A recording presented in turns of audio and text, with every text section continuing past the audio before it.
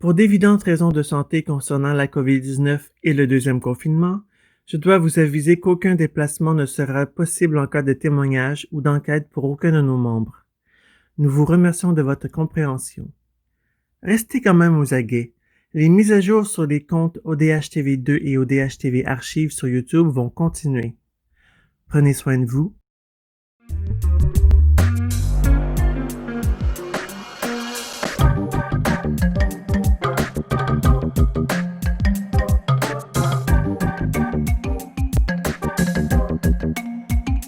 Bonjour à vous, ODH Note, auditrices, auditeurs ou simples curieux et curieuses qui découvrent pour la première fois une vidéo d'ODH TV.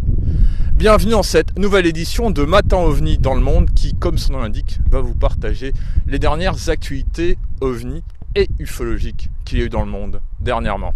Mais passons dès à présent à un sommaire détaillé de cette édition.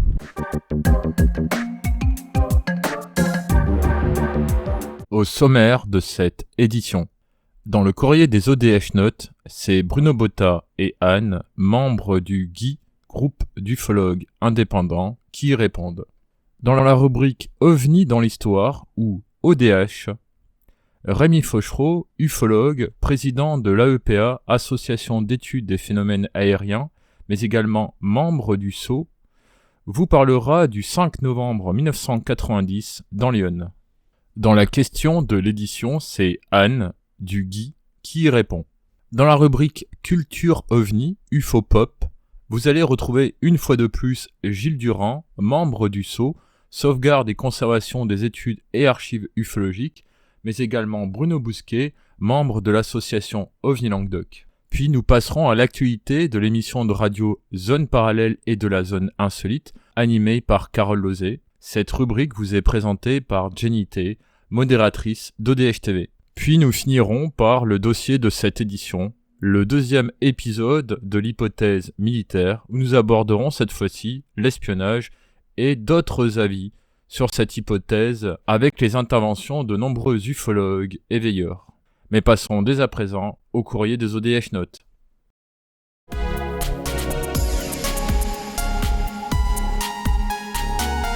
Aujourd'hui, dans le courrier des ODH Notes, je retrouve Bruno Botta et Anne du GUI, groupe d'ufologues indépendants, qui donnent leur avis sur le commentaire suivant.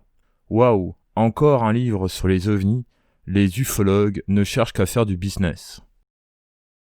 J'aurais tendance à dire qu'un livre en ufologie, ça coûte beaucoup plus cher que ça ne rapporte.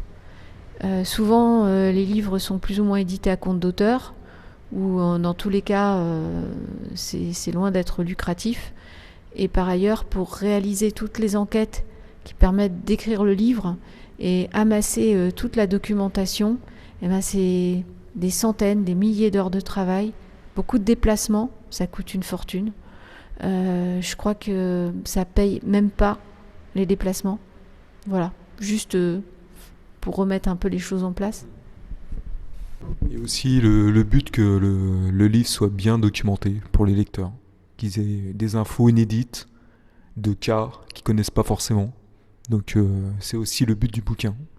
Tout à fait, c'est aussi travailler pour la mémoire de l'ufologie, parce que tous ces cas qui n'ont pas été mis en page, en fait, qui n'ont pas été mis dans des livres, sont des cas qui sont voués à être oubliés. Et ce travail de mémoire, il est important, surtout quand on est sur des cas qui sont totalement nouveaux. Une personne qui n'a jamais témoigné, il faut que son témoignage reste inscrit quelque part. Or, le livre, c'est quand même un super support pour ça, parce qu'il y en a plusieurs exemplaires et il peut y en avoir dans les bibliothèques et la mémoire va être conservée. Souvent, le témoin ne veut pas être enregistré, il ne veut pas être filmé. Donc, la seule archive possible, c'est d'écrire le récit du témoignage et de le publier dans un livre. Et surtout être le plus fidèle par rapport au témoignage du témoin. Voilà, avoir le plus de détails possible, pas se tromper surtout, ça c'est important.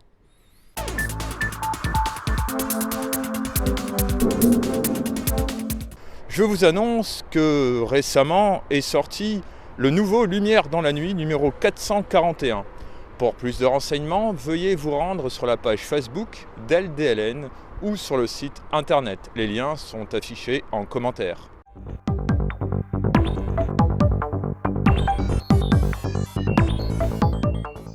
Je retrouve à présent Rémi Fauchereau, ufologue du département de l'Yonne, président de l'AEPA, Association d'études des phénomènes aériens non identifiés, reporter d'ODH TV pour ce secteur. Alors Rémi, comment était le 5 novembre 1990 dans le département de l'Yonne? Y a-t-il eu beaucoup de cas? Et quel était l'horaire? Alors l'horaire était de 19h à peu près, 19h, 19h15. Il y a eu beaucoup de cas. Dans un premier temps, j'ai fait un petit livre, un petit fascicule où j'avais récupéré 11 cas. Et puis les années venant, j'ai eu d'autres cas. Je ne sais plus combien je suis maintenant, mais j'ai dépassé facilement les 15 cas. Il n'y a plus de problème. Il y en a eu d'autres, mais il y a eu aussi de tout. C'est-à-dire qu'on a eu des phénomènes bizarres, comme des rectangles, des choses grandes comme des terrains de football, des choses comme des villes qui vous passent au-dessus de la tête, qui étaient immenses comme dans le cas de Nevis-Autour. Et puis vous avez eu des rentrées atmosphériques qui sont vraiment caractéristiques de la rentrée atmosphérique, comme à Roncy-le-Franc, où le témoin qui est aujourd'hui décédé a fait une méprise justement avec la rentrée atmosphérique, ça il n'y a pas aucun problème. Il y a eu des triangles de vue aussi, et puis sur sens des objets un peu bizarres qui ont été vus pourtant le 5 novembre 90, il y en a qui ont vu à proximité, dans la même ville, à proximité d'un lycée, un triangle, et de l'autre côté, un autre qui a vu une forme de cigare avec des ramifications et des boules aux extrémités qui se tenaient en position verticale. Alors, qu'est-ce que c'est? Est-ce que c'est la rentrée atmosphérique vue sous un certain angle? Parce que ça peut entraîner des méprises, c'est possible. Mais disons qu'on a eu les deux cas en résumé. On a eu la rentrée atmosphérique. C'est sûr qu'il y a eu des cas où c'était la rentrée atmosphérique qui a été observée.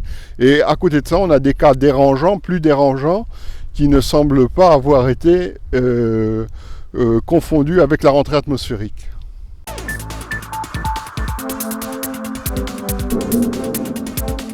Je tiens également à vous informer une bien triste nouvelle, encore une, dans l'ufologie française. C'est la dissolution de l'association SPICA. SPICA était une association dont le président est Christian Morgenthaler. Nous l'avions rencontré en juillet 2013 en Alsace. Une interview avait été réalisée dans le cadre des mémoires de l'ufologie francophone pour les générations futures. Avait été diffusée sur le compte ODH TV Archives des séquences de cette interview, et je vous informe qu'une version intégrale sera diffusée prochainement sur le compte ODH TV 2. Ainsi, vous pourrez découvrir ce qu'était SPICA, le parcours ufologique de l'ufologue Christian Morgenthaler et bien d'autres choses concernant l'ufologie en Allemagne.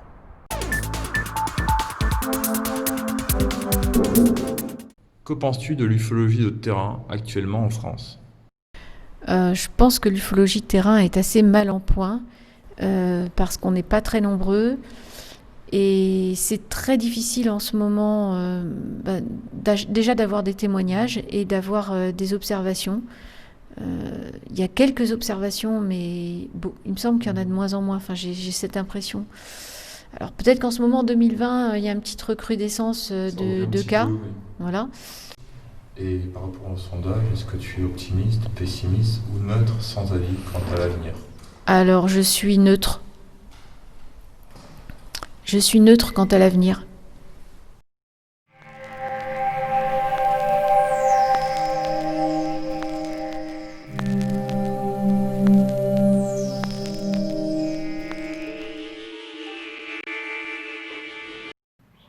Ça, c'est un truc que personne n'a compris. Comment dirais-je, dans 20 minutes, tous les jours, il y a vous avez du talent, nos internautes ont du talent. Mmh. Et il y a une photo. Alors, cette photo est très bizarre. Soi-disant sans retouche. Ça aurait été pris dans le Val d'Oise, je crois, ou dans l'Oise, je ne sais plus trop.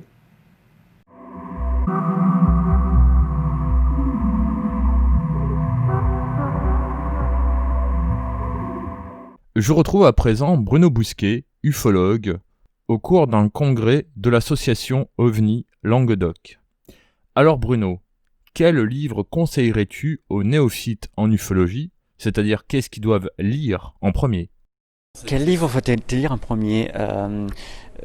Éviter l'archéologie mystérieuse, éviter les affaires humo et éviter les crashs. Je pense qu'on pourrait leur conseiller Bowen, on pourrait leur conseiller Mavrakis, on pourrait leur conseiller Jean-Claude Bouet parce qu'il avait quand même facilité la vulgarisation de ce truc-là. On pourrait conseiller Jacques Vallée, évidemment. Voilà, des personnes comme ça. Dernièrement est sorti aussi cet ouvrage, OANI, complément d'investigation, donc OANI, objet aquatique non identifié, écrit par Sylvain Matisse aux éditions Saint-Martin.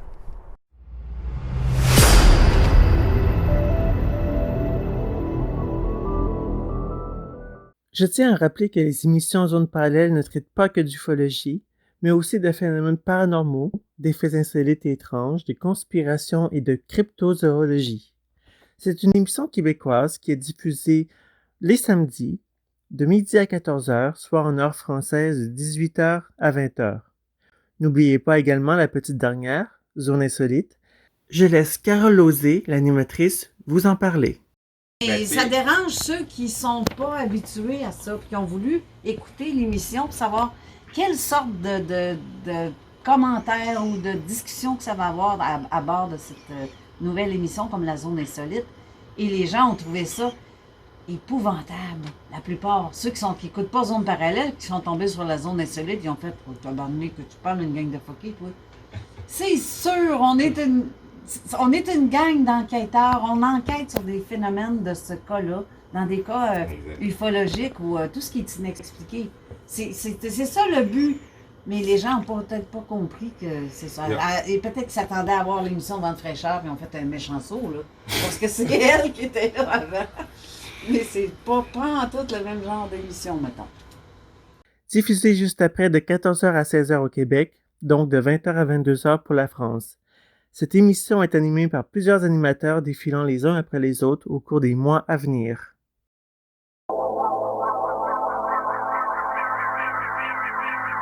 Passons dès à présent à la troisième partie de cette édition, le dossier. Au cours de la première partie diffusée dans l'édition d'octobre 2020 de Matin OVNI, je vous avais partagé les différents avis des ufologues, un peu d'histoire, un sondage également, mais aussi des histoires autour des ovnis ou confusion avec les prototypes secrets ou mal connus, militaires et un peu civils. Dans cette deuxième partie, je vais vous partager des histoires d'espionnage militaire et industriel. Ça, c'est un sujet qui est très peu abordé en ufologie. D'ailleurs, on se demande pourquoi. Mais également d'autres avis d'ufologues. Donc, bienvenue dans Hypothèse militaire, partie 2.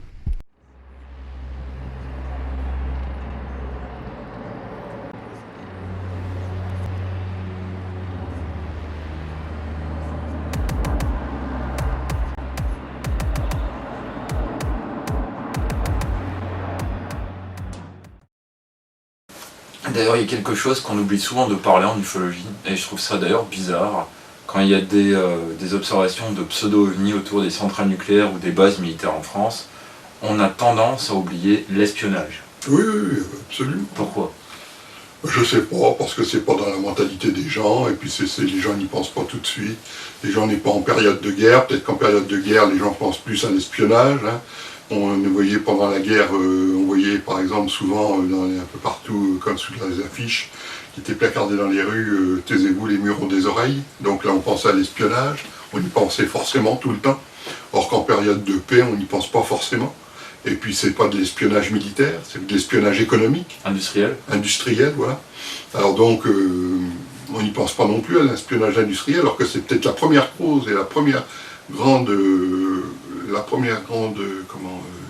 dimension de l'espionnage industriel, hein, parce que maintenant qu'on n'est pas en période de guerre, et bon, bien sûr, il y a lui-même le matériel militaire, il passe par des entreprises, il passe par tout ça, donc il y a de l'espionnage militaire, mais déjà les entreprises sont visées, toutes les entreprises, les grandes installations d'énergie, etc. sont visées, c'est sûr. Parce qu'il y a peut-être aussi une interaction de puissances étrangères avec des nouveaux prototypes militaires. Est-ce qu'il y a vraiment plus d'observations à proximité des centrales nucléaires, des sites industriels ou des sites militaires? Alors déjà, sites militaires, on va dire effectivement espionnage militaire, alors peut-être avec des drones, pourquoi pas, mais bon, si c'était très ancien, peut-être d'autres moyens aériens, je ne sais pas. C'est possible, hein, on avait bien le U-2, le SR-71 qui volait, on s'en a aperçu des dizaines d'années après, ils l'ont pas, c'était secret, on ne le savait pas. Il a fallu, je crois, qu'on en descende un pour qu'on puisse le prouver, pour le SR-71 avec le capitaine Powell, qui s'est retrouvé prisonnier en URSS, qui s'est fait descendre au-dessus du territoire URSS. C'était des avions espions qui allaient espionner le territoire de l'URSS. Maintenant, lorsque vous consultez la presse locale, vous pouvez tomber sur des articles, certes petits, mais fortement intéressants. Comme cet article, trouvé dans un journal local datant du 30 juillet 1971. Les États-Unis ont suspendu les vols d'avions espions américains avec pilote ou sans pilote au-dessus de la Chine populaire pour éviter tout incident qui pourrait compromettre la visite du président Richard Nixon à Pékin. Les Américains se rappellent l'échec en 1960 du sommet prévu entre le président Eisenhower et Nikita Khrouchtchev à la suite de la perte d'un U-2 au-dessus de l'URSS. Donc comme vous pouvez voir, on peut trouver certaines trouvailles sur l'espionnage dans la presse locale, départementale et régionale. Les avions sans pilote sont les ancêtres des drones. Alors là, on rentre dans les dossiers sensibles, donc effectivement, c'est très très difficile d'aborder ce sujet. Bon, ça se comprend, puisqu'il y a des carrières qui peuvent être brisées, voire pire. Hein. Il y a le secret professionnel, il y a le secret défense quelquefois. Au niveau industriel, ça existe. Au niveau militaire, alors, à un plus haut degré encore. Donc à partir de ce moment-là, c'est pas étonnant que peu d'ufologues s'expriment là-dessus et soient frileux. Je pense qu'il y a aussi, mais... Pour le peu de témoignages qu'on a pu avoir sur ce type d'objet, hein, je vois pas trop ce qui pourrait être surveillé ou observé dans les lieux où ça s'est passé. Oui, non. Très franchement, par exemple, le témoignage dans l'Oise, c'était 2 triangles au-dessus d'une vallée, au-dessus d'un marécage, qui évoluaient au-dessus d'un marécage, qui sont allés, revenus, repartis, revenus, et finalement sont partis. Mais que faisait-il au-dessus de ce marécage? Il n'y a rien. Il n'y a rien. Il n'y a aucune explication là-dessus. Et il n'y a pas d'installation particulière, il n'y a rien à espionner. Donc le lieu d'observation ne se prête pas à de l'espionnage. Non. Non, enfin, moi je le vois comme ça. De même pour l'autre témoignage. Ah oui, le deuxième témoignage, une dame qu'on va voir au mois de septembre. Voilà, ça se trouvait au-dessus d'une université, donc une ville. Mais il n'y a aucun site particulièrement sensible à surveiller à cet endroit-là. Non, il n'y a rien vraiment qui repère là-dessus. Je ne vois pas trop. Non. Nous savons pertinemment qu'effectivement, il y a de l'espionnage militaire et industriel. Bien évidemment, certains essaient de choper des avancées des autres pour éventuellement les singer ou pour les contrer. Et ça marche aussi bien pour le domaine civil que... Donc civil, donc on pense commercial, et puis stratégique pour la politique. Donc là, les militaires seront l'instrument dans ce cas-là. Et puis au niveau purement militaire, effectivement, chacun son petit précaré, mais le voisin, il essaye d'y mettre son nez. Pour moi, c'est une évidence. Hein. Et peu importe l'art et la manière. Hein. Ça peut être des satellites en orbite, qui sont que des yeux espions, peut-être même des satellites qui sont désintéressés par d'autres, histoire de plomber un peu plus l'économie du pays en question, de dire attention, nous on est là. Oui, je pense qu'il y a pas mal de choses qui se passent en secret. Moi je ne suis pas dans le secret des ducs, comme on peut dire, mais j'ai conscience que cela existe. Moi je n'ai pas peur de dire que ça existe. Après le pourquoi du comment, je pense à peu près avoir une idée. Mais évidemment, je n'ai pas les preuves, et si j'en avais, je ne pourrais pas les dire, puisque là, je me mettrais effectivement sur le grill, surtout de par ma fonction. Je pense que l'armée est parfaitement au courant et s'y explique que quand on a une observation d'OVNI, pas très longtemps après, on a des avions militaires, des hélicoptères, des choses comme ça dans les parages. Voilà. Bon, après, je peux me tromper, hein, c'est... Que ce serait une stratégie alors, politique, industrielle, monétaire, ce que tu veux.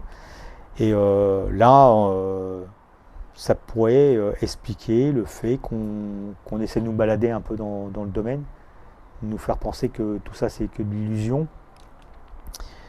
Et chaque pays, de toute façon, a une stratégie différente. Chaque pays pense différemment.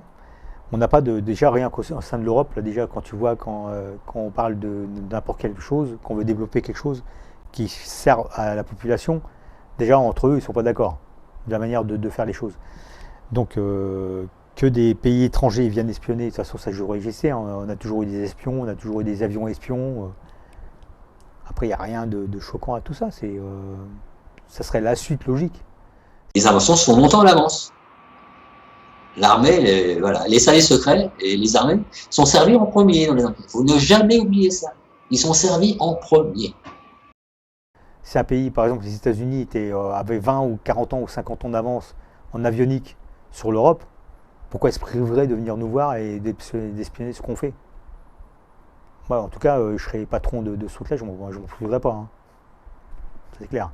Tout comme je ne me priverais pas si on avait possibilité grâce à ça de partir sur la Lune ou sur Mars sans rien dire à personne, je ne me priverais pas d'installer des militaires ou des choses là-haut sans rien dire à personne. Parce que par exemple l'affaire d'Aravilliers, ça c'est Jean-Claude Venturini qui a fait l'étude là-dessus, quand on étudie la trajectoire de l'engin et qu'on la prolonge, comme par hasard on arrive sur Taverny.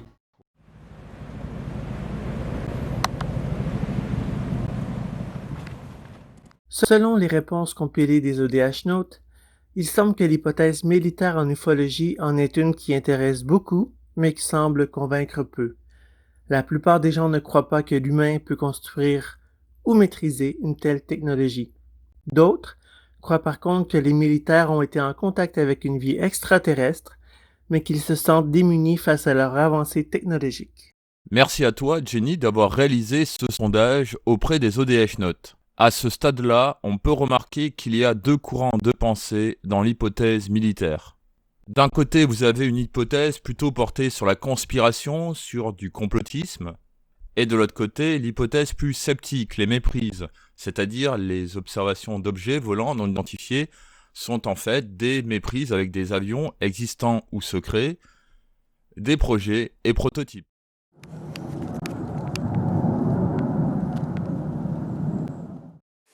Alors, que pensez-vous de l'hypothèse militaire? Belle question. Alors moi, je t'en ai déjà parlé, moi je pense que les ovnis, il y en a de deux sortes. Tout ce qui vole tout ce qu'on voit dans notre ciel n'est pas forcément extraterrestre. Je pense que les militaires ont leurs prototypes, des choses dont le public n'est pas au courant. Moi, ma théorie, je pense qu'il y a des engins extraterrestres également. Je pense qu'il y a eu de la rétro-ingénierie de fait. Voilà. Je pense que les militaires de différents pays, que ce soit la Russie, la Chine, les États-Unis et peut-être même la France, on a récupéré des choses. Voilà. Et parallèlement à ça, je pense qu'il y a effectivement de vrais ovnis. Parce que si on peut qualifier ça des ovnis, des choses qui viennent vraiment d'ailleurs. En tant qu'ufologue, que ce soit toi, moi ou d'autres, même ceux qui s'intéressent aux OVNI comme Sylvain Matisse, n'a jamais dit que c'était d'origine extraterrestre à 100%. Il y a peut-être des cas d'origine extraterrestre, mais il y a peut-être vraiment des cas d'origine militaire, mais aussi civile. Parce qu'il y a des sociétés civiles qui ont plus de moyens que les militaires. Ça, il faut s'en rappeler. Que ce soit Airbus, Boeing ou n'importe qui, ils peuvent développer, ou Elon Musk avec son SpaceX, avec ses moyens, entre autres. ou d'autres sociétés qui ont peut-être des milliardaires au sein de leur société qui développent des engins et qui ont plus de moyens que l'armée. Après, voilà, on est face à pas mal de choses. C'est pour ça que quand moi j'explique aux gens que si un jour ils voient un truc atterrir, qu'il y a des êtres à côté, il faut rester prudent. Parce que si c'est des gens qui ne veulent pas qu'on sache ce que c'est, on peut être amené à partir avec eux ou à disparaître ou à subir des choses. Voilà.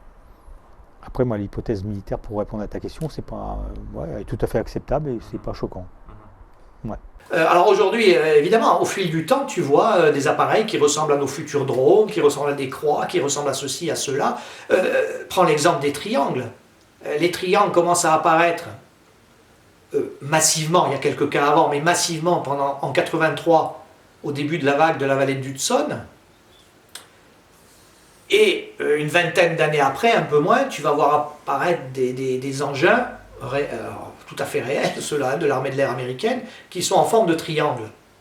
Là aussi, tu peux t'interroger.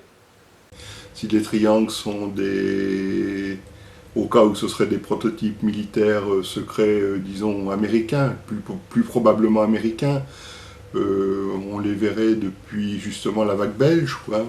Ils seraient apparus depuis à peu près ces moments-là, mais est-ce qu'avant il y en avait? Est-ce que dans les années 60, 70, il y avait déjà des triangles? C'est vrai que maintenant c'est un peu plus compliqué. Tous ces prototypes, je veux dire, polluent la recherche ufologique sérieuse. Voilà. Alors est-ce qu'on a des engins comme ça qui, comme le siège de l'OTAN, et puis il y a des bases militaires en Belgique, est-ce que s'ils essaieraient, ils feraient des essais de tels véhicules au-dessus d'un pays étranger? Je ne sais pas. C'est une hypothèse qui me convient tout à fait, mais bien sûr avec quand même avec des bémols. Tout n'est pas militaire. De mon point de vue, moi je reste persuadé qu'il y a des choses qui se baladent, il y a des choses militaires. Alors dans les choses, on va rentrer un peu plus dans ce que ça peut représenter. Je pense à l'armement, des nouveaux systèmes d'armement, des systèmes de transport, donc de vaisseaux ou de matériel avec des nouveaux appareils qui peuvent être ou des prototypes ou des appareils déjà opérationnels mais tenus encore secrets. Et puis peut-être même des programmes. Je pense peut-être à des programmes avancés sous forme d'hologramme. C'est une question que je me demande pour l'ATIP et le Nimitz. Est-ce que quelque part les pilotes n'ont pas poursuivi une chimère à l'heure holographique, histoire de voir comment ils respectent les protocoles, comment ils gèrent l'émotionnel, etc. C'est une question que je me pose. L'aspect militaire, bien évidemment, je surveille de très très près. Déjà les conceptions humaines. Et l'aspect militaire en fait partie, puis de toute façon, c'est vrai que l'humanité a beaucoup avancé avec des applications militaires, que ce soit médicales, que ce soit des modèles de propulsion, ou des applications, avec des outils qui maintenant permettent des applications liées à l'informatique, je pense entre autres. Donc le militaire pour moi est largement concerné pour les investigations, parce qu'ils sont en première ligne pour détecter ce qui peut venir d'un autre espace aérien, de l'espace proprement dit, ou d'autres éléments terrestres ou marins. C'est sûr que l'armée, c'est évident que c'est un filon à suivre pour moi. Après, ça ne résout pas l'ensemble de ces choses mystérieuses qui restent inexpliquées. On aura toujours la question de savoir, est-ce que c'est de chez nous ou pas. Moi, ça ne me choquerait pas que les militaires aient développé des engins à très grande vélocité et qui puissent voyager rapidement dans l'espace, nous mentir, nous cacher plein de choses. Comme je disais tout à l'heure, il y a des raisons qui font que les militaires pensent autrement que nous. Déjà, pour une raison stratégique, ce qui est tout à fait normal. Après, le fait que de voyager dans l'espace peut-être est dangereux pour nous et donc pour eux, perdre des militaires, c'est quelque chose de tout à fait normal, c'est dans l'esprit de l'armée. Et que après on nous cache le fait qu'eux détiennent ce genre de choses, je vois pas en quoi ça peut être choquant. Voilà.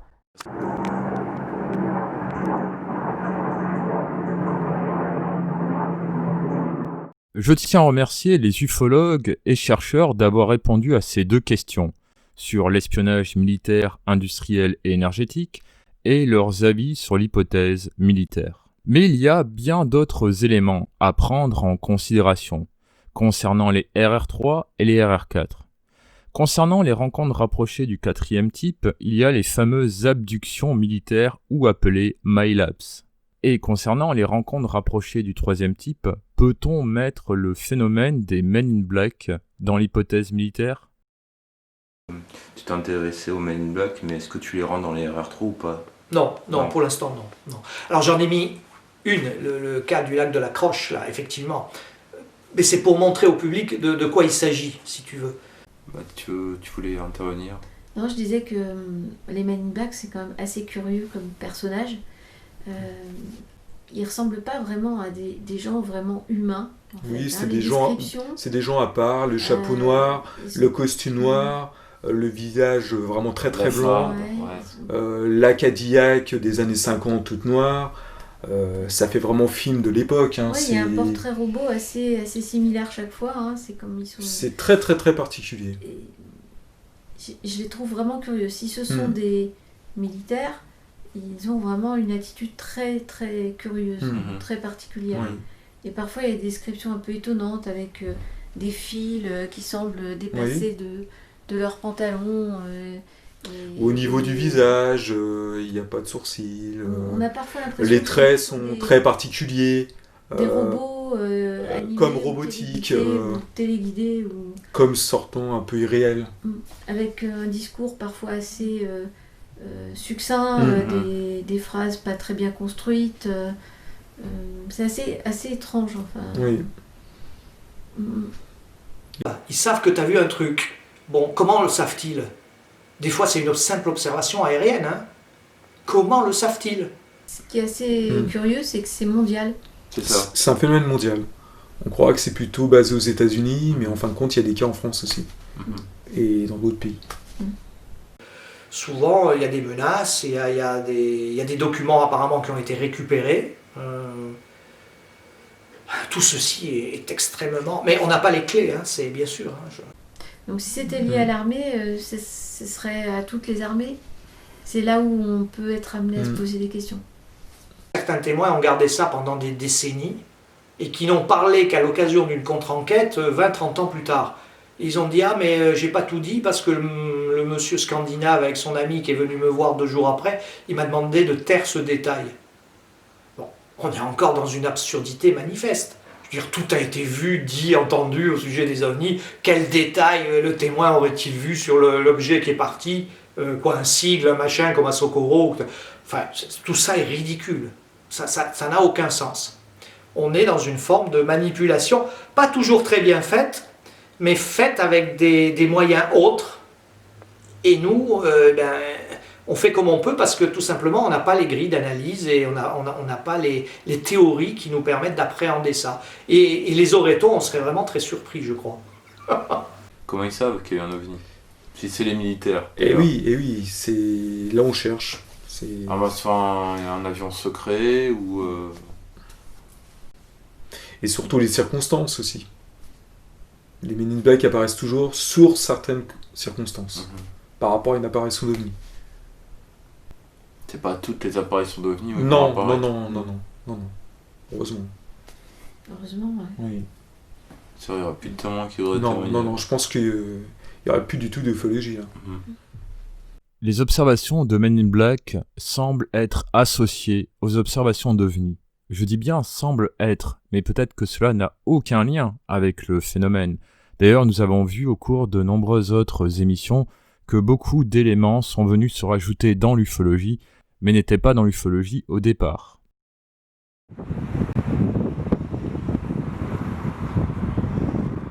Nous arrivons à la fin de ce 2e épisode sur l'hypothèse militaire. Entre l'espionnage et les avis des uns et des autres qui sont différents au premier épisode, on peut constater qu'il y a quand même un fort intérêt quant à l'hypothèse militaire. Certains vont filmer des avions de nuit comme de jour, enregistrer leurs sons pour pouvoir les identifier plus tard, en veillée diurne ou nocturne. Certains regardent les projets et prototypes des armées du monde entier pour y voir peut-être un futur triangle volant, et d'autres scrutent toujours le ciel dans l'espoir de voir autre chose qui vient d'ailleurs. Mais concernant les cas d'observation d'OVNI ou de phénomènes aériens non identifiés, proches ou au-dessus de bases militaires, cela intéresse bon nombre de passionnés puisque ce sont des sites dits sensibles, tout comme les centrales nucléaires. Mais doit-on prendre en considération ces cas plus que d'autres ? Je laisse Gilles Durand, membre du SO, vous en parler. Il y a eu des observations au-dessus de Mourmelon, au-dessus de Mailly-le-Camp, enfin bon voilà, de Suippes. Bon, quelle est l'importance qu'il faut donner à ces cas-là ? Je sais pas, ça me paraît pas spécialement extraordinaire, ni plus. Peut-être que on peut s'y attacher pour des raisons justement d'espionnage ou des raisons de lieux stratégiques, mais ni plus ni moins quoi. Un ovni au-dessus de Notre-Dame de Paris, est-ce que c'est pas aussi important que au-dessus du plateau d'Albion ? Voilà. Ne cherche-t-on pas trop de corrélation avec le phénomène OVNI ? Vaste sujet que nous aborderons dans un 3e épisode sur l'hypothèse militaire et les cas d'observation d'OVNI proches de bases militaires telles que la rade de Toulon ou la rade de Brest. En voici un extrait avec une intervention de Thierry Larquet, ufologue du département du Finistère et responsable du repas ufologique de Brest. Donc Brest, un endroit qui a l'air d'être assez alléchant pour nos visiteurs. Je tiens également à vous signaler qu'il y aura certainement un 4e épisode à l'hypothèse militaire qui est actuellement en cours d'écriture avec les membres de l'équipe d'ODH TV.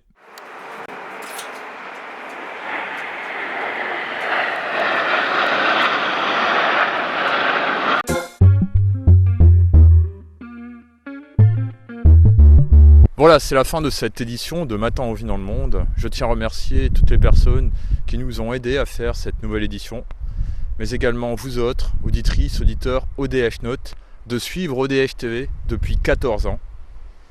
Et à très bientôt sur les routes ufologiques en France, en Europe ou dans le monde sur ODH TV. Au revoir.